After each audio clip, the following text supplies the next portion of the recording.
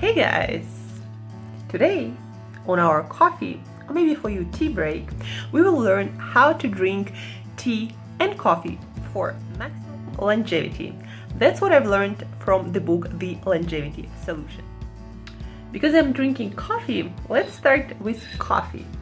Coffee, if you didn't know, is one of the richest sources of polyphenols or special plant antioxidants that are proven to be super good for our longevity and our long-term and short-term health. So polyphenols and plant antioxidants, those are the chemical compounds that are proven to induce kind of like small stress hormesis or stress response that makes our body stronger. That's why it's so beneficial to drink as many of those drinks as possible for longevity and health. This is my daily coffee dose, right? It probably has, 200 milligrams of coffee. An espresso shot usually have somewhere around 50 milligrams of coffee. Huge cup of Starbucks coffee or coffee drink usually can have somewhere around 330 milligrams of caffeine.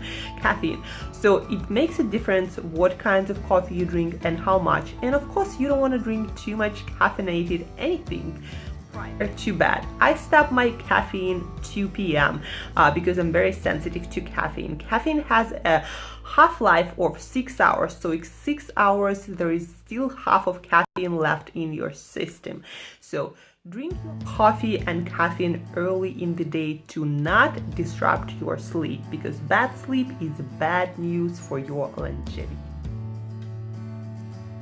Are you a tea drinker?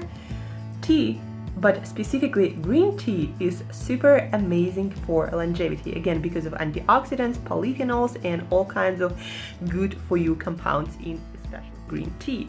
My rule of thumb is 1 liter of freshly brewed green tea of the best quality possible, because the better the quality of your green tea, the fresher it is, the more polyphenols it has. So what you have in tea bags is not exactly the same as what you get in good quality loose tea that you just brewed for yourself fresh.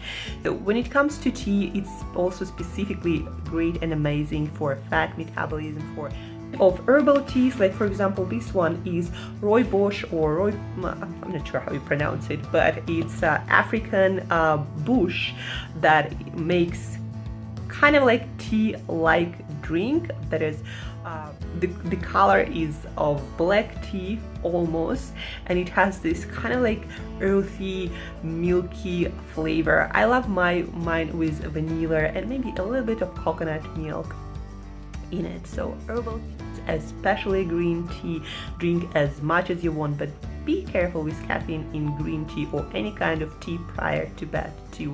I try to stop even teas before 5 p.m. because I go to bed 9 p.m. usually.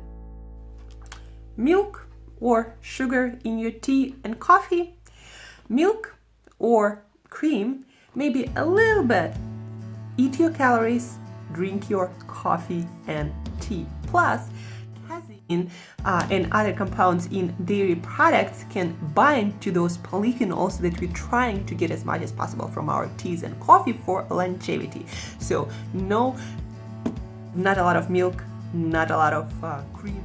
Again, eat your calories, drink your coffee and tea. Sugar, no no sugar. Black coffee, unsweetened tea, and tea. If you want to add maybe a little bit of stevia or monk fruit or other natural sweetener, or maybe honey, natural 100% honey, a little bit, that might be okay too.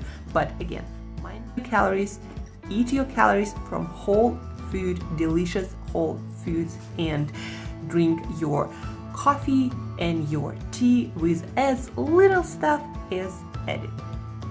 And also guys, don't forget that different cup of coffee has different amount of caffeine. It also depends on the coffee beans and the amount of those coffee beans and the roasting and the method of preparation of your coffee.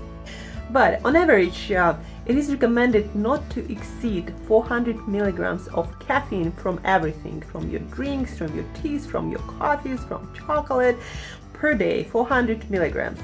One espresso shot on average has 60-70 milligrams of caffeine versus, let's say, Starbucks venti cup that has 475 milligrams of caffeine. So that is like a lot. So this is gonna be your one and only cup of coffee per day.